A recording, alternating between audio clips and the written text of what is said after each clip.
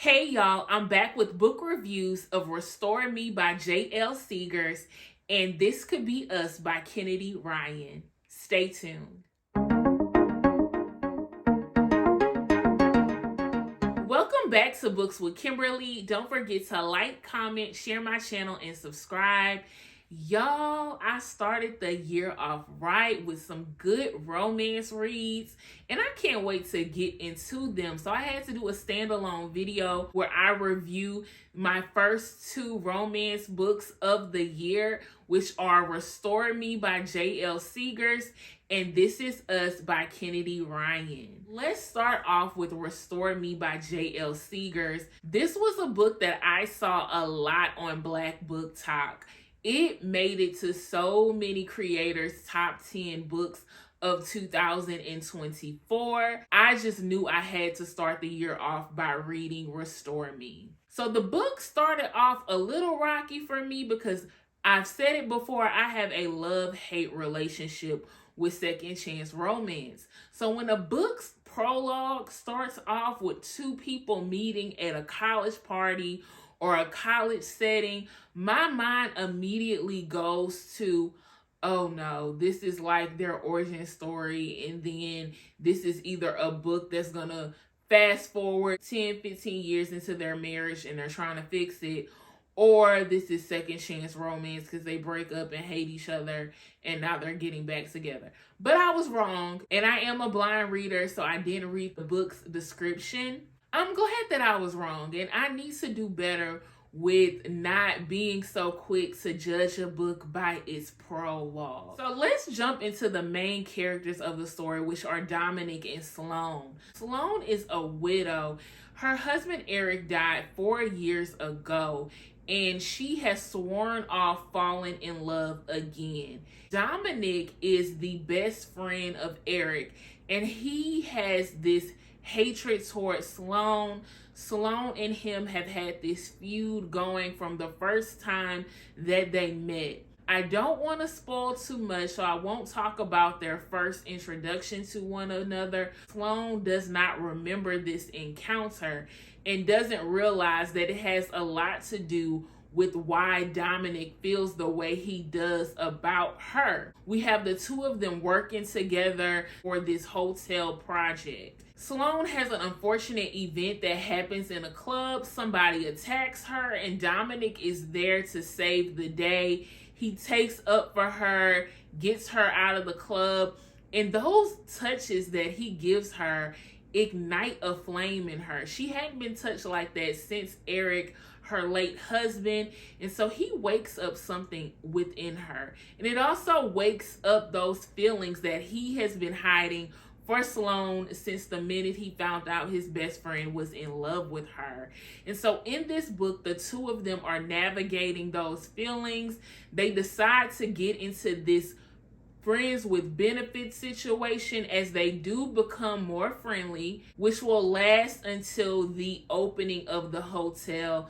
But of course, there are feelings there, and there's a lot of emotions because Sloane is feeling guilty for the feelings that she has for her late husband's best friend. And then Dominic is wanting Sloane for the long haul. He is willing to risk it all in order to have this love story with her. Y'all, this book was so good. I ate it up. I was on the edge of my seat waiting for her to remember this time that her and Dominic actually had an encounter that she doesn't remember. I will say that when the plot kind of unfolded, it wasn't what I was expecting, but it was still good. I did end up giving this book 4 stars.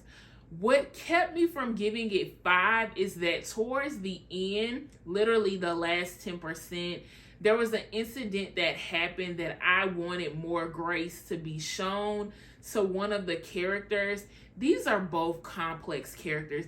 They have issues from having abusive parents, neglectful parents. And so I do feel like when one of these characters had a very vulnerable moment where they said some things that they didn't really mean, I wanted more grace to be shown and to not get this stone coldness from the other character. So I was a little bit upset about that. And then the ending was very, very rushed. I just would have loved to actually see this relationship develop.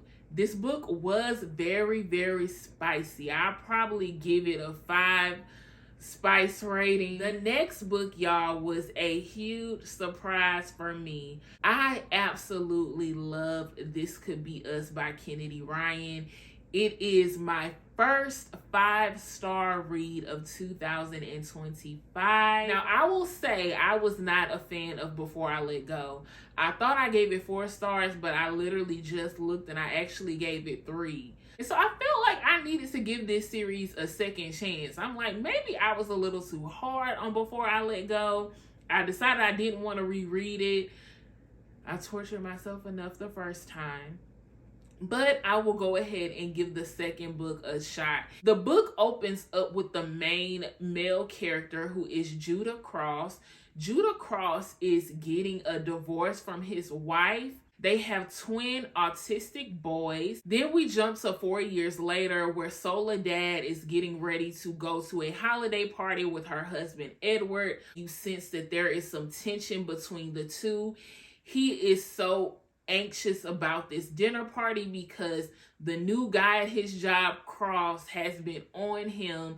He's an accountant. Cross is, of course, Judah Cross. And the moment that Judah and Soledad link eyes, they have this spark. They have this cute little conversation before Edward pops up and Judah finds out that she is married. But we do another time jump because Soledad ends up divorcing Edward as she finds out her husband is not who she thought he was. And instead of jumping into a relationship with Judah, she decides that she wants to take the time to work on her independence, because now she is the sole provider for her 3 girls. And so she's making money as an influencer. She's catering. She's doing a lot of business ventures in order to keep a roof over their head, pay private school tuition. And so she is putting relationships on the back burner in order to really build up the relationship with herself. This book talked about self-love, solo dating. She had a date with herself, which I thought was so good. And that's where the genre of women's fiction really comes into this book, because it was about a journey of her finding her independence, not depending on a man, finding self-love. She starts to read bell hooks. She's starting a book club. She's encouraging women who follow her on social media to date themselves and really fall in love with themselves. And what made this so perfect is the fact that Judah Cross was respectful of it all. I love the journey that Soledad was on, but I loved it even more because Judah started to get on this journey as well. As he was keeping up with her journey, it inspired him to stop being so fixated on work and being a great father, which he is a great father. I really loved how, as a father, he's a caretaker to these boys. He has them the majority of the week. They love their father. And not only is he a great caretaker of them, but he relates to them because he's able to really humble himself and see like, hey, I have quirks about me and I could possibly be on the spectrum too. And I think that is so realistic. And when you have people in your life that have autism, you start to realize that, hey, I have my quirks too. This book was so good. Judah had so much patience with Soledad. I just love that he's so attentive and so tuned in. And he's not just doing it because he's obsessed with her, but he's really learning and growing within himself. There's even a moment in this book where he tells her, like, I deserve better and I deserve more. And I'm like, girl, if you don't see that that's a good man, Savannah, that man is being influenced by your Instagram account too, because not only do you deserve better, he's realizing he deserves better too and is putting his foot down on certain things. And so to see their relationship develop was so beautiful. To see her journey of independence was so beautiful as well. So y'all, I ate this book up. and gave it 5 stars. I am so excited to read more romance. I'm especially excited to read more from J.L. Seegers and to continue the Skyland series. Y'all, that is it for my book reviews. Get down in the comments and let me know if you've been enjoying romance. And thank you for tuning in to a Books with Kimberly video.